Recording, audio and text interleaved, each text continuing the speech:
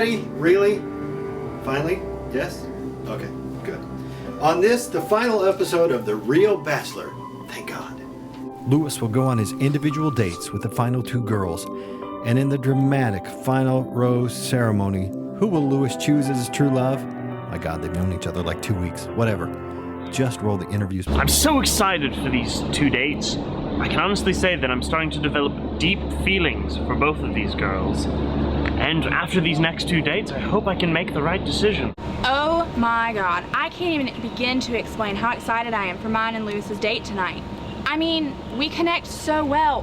Why wouldn't he pick me? Now we'll watch as Morgan and Lewis go on their final date at the city park. Surely we'll have some enlightening conversation. This is the perfect date. You don't understand.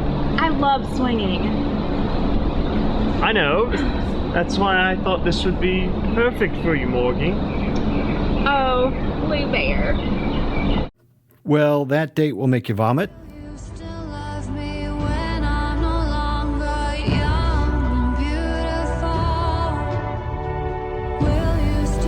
Now it's Kendall's turn alone with Lewis. Let's see how this goes. I think my left cheek stings a bit. So, what are your views on coitus before marriage? Did she say coitus? Oh, Kendall, you have a bit of wine on your lip. Whenever I'm around Lewis, my loins are on fire. Loins on fire. Wow. So this is it. Which one of these beautiful, intelligent, lucky ladies will get the final rose? We're going to have one last talk with Lewis. So, Lewis, what do you think about this final rose ceremony? Well, actually, I have something rather large to announce.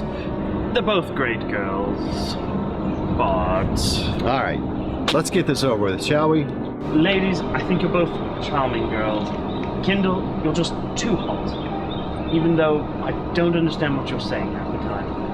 Morgie, I think you really understand me, even though sometimes I think you don't understand much of anything. We know they're both winners. It's decision time. Well, during these past few months of production, I've actually been seeing someone who I met while on the set. I'm sorry, ladies. I can't choose either one of you. I'm actually in love with Taryn. I cannot believe Lewis didn't choose me. I'm so intelligent and so articulate. I mean, look at me. I'm so damn hot. I will set his loins on fire.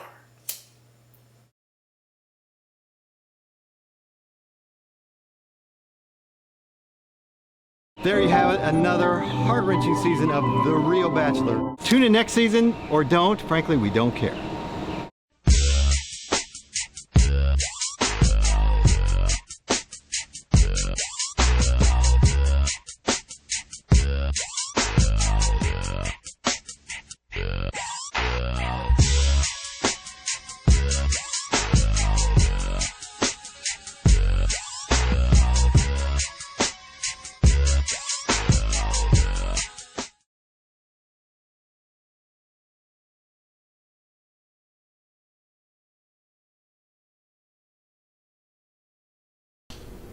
Went to Dorman in Spartanburg County.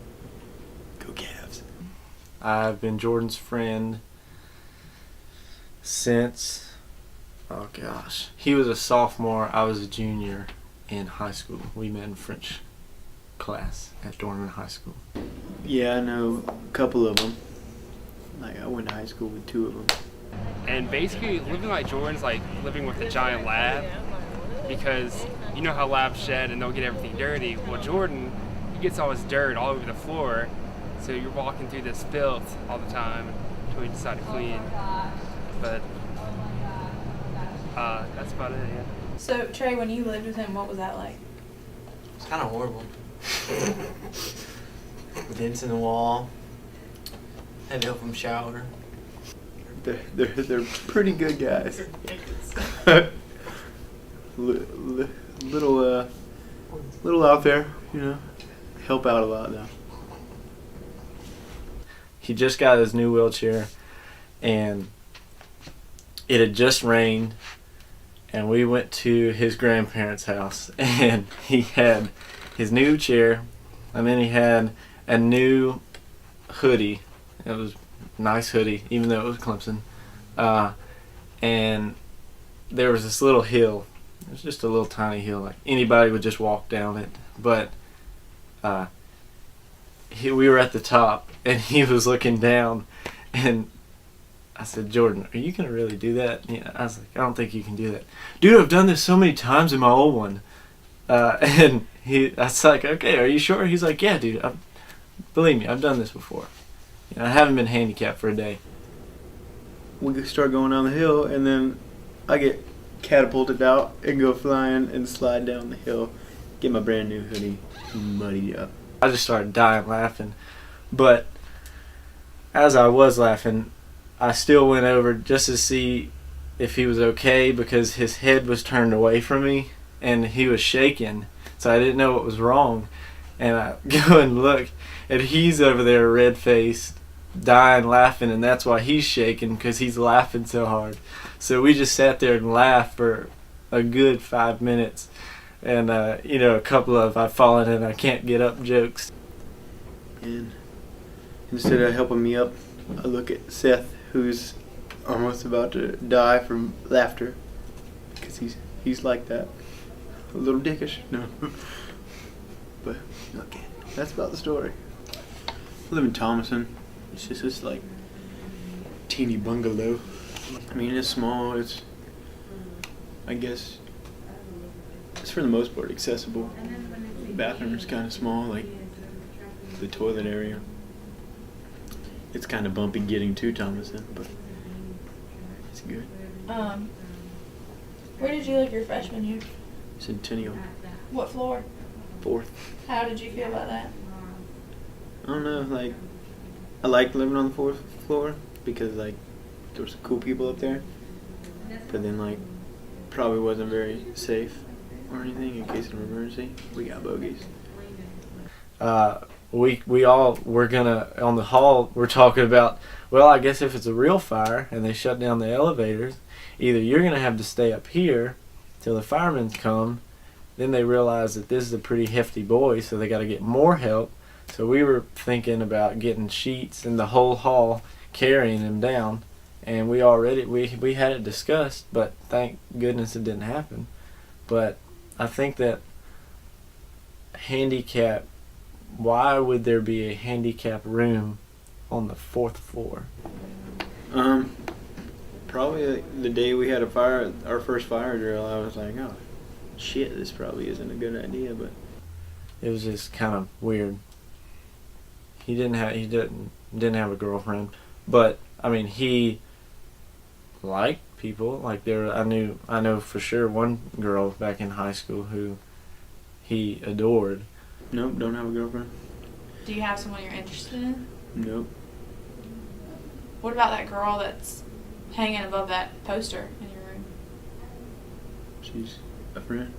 There's one girl that he's gotten close to. They've been real good friends, and he likes her. You can tell that, and he cares for her. He would do. I think he's one of the best guys for anybody, besides me, because I'm just the man. But she kind of like it's happening to where he's kind of bummed out because she'll spend a lot of time with him and come over to his room, and it'll look like they're just having a great time and like it's connecting and everything like that, but then things will turn around and I don't know, she'll go to like somewhere with another person or another guy or something like that, and it just kind of shoots Jordan down, and it kind of makes me mad. Do you feel like females or anyone in general wouldn't see you as that because you're in a wheelchair? A lot of them, yeah. A lot of them? Yeah. Why do you think that? I don't know. When they think of like the type of guy they like, I'm sure not a lot of them like picture a wheelchair in their head. Like, you can tell it when it affects him, because you never know if it's like, if he ever like brings up a subject with a girl or something like that, that he likes, you don't know if they say no, you don't know if it's because they just don't like them, like attracted to them, or if it's the wheelchair. And you know that hurts him, and you can tell. Do you think being in a wheelchair defines who you are? No, not really. Do you think people treat you differently because you're in a wheelchair? Until they get to know me. Yeah. I think it's more ignorance than anything, but I don't mean that in a negative way.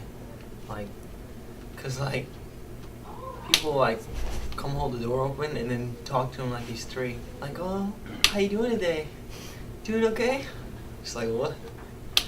But I guess you can't really fault them because not everyone has had the same experiences we have. Or like people fix his plate for him, like he can't fix his own plate. Like the only thing he can't reach is milk. I usually get the milk.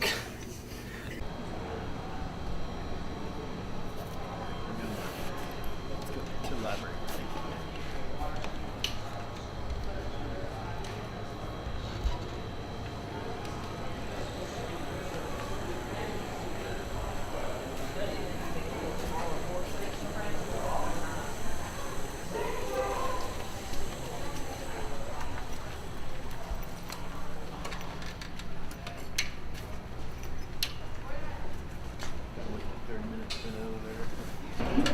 There it goes. Good stuff.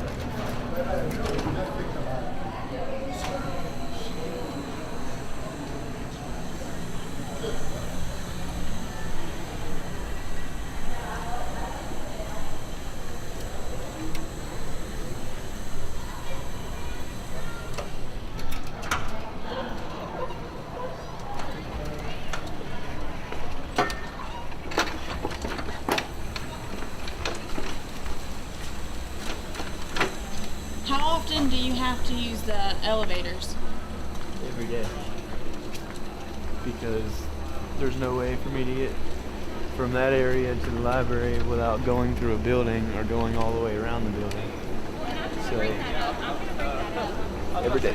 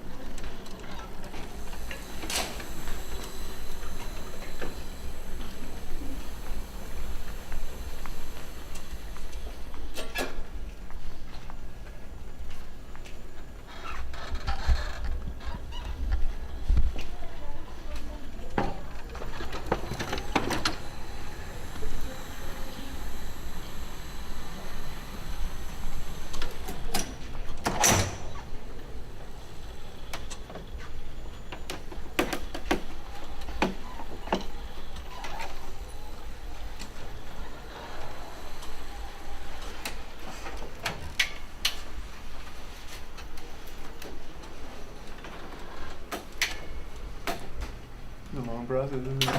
Do you have to do this every time you come to the library? Every time.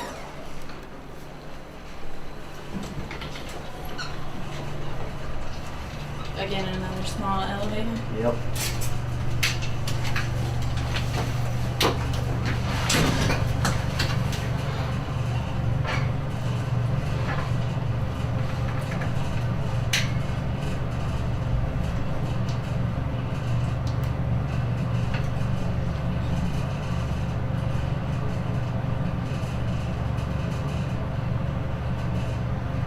And sometimes this door takes forever.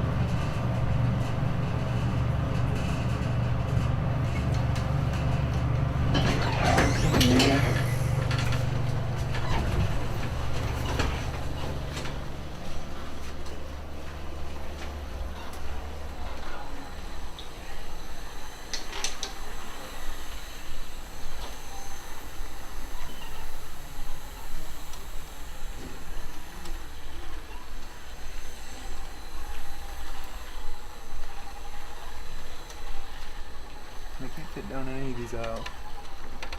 So you know.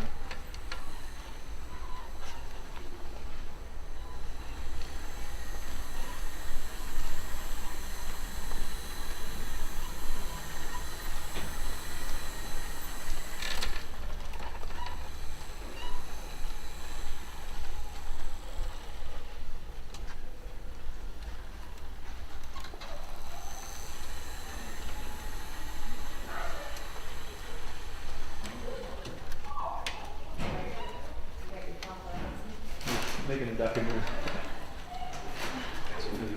Thank you.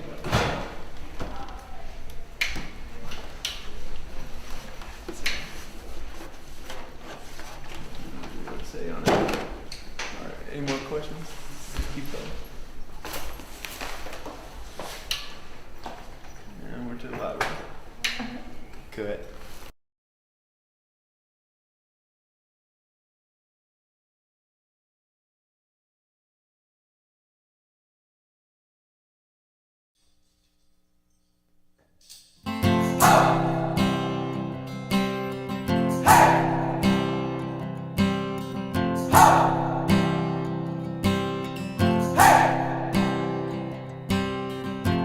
I've been trying to do it right. I've been living a lonely life. I've been sleeping here instead. I've been sleeping in my bed. Sleeping in my bed.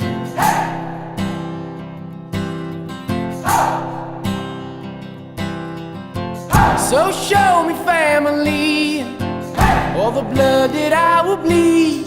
I don't know where I belong.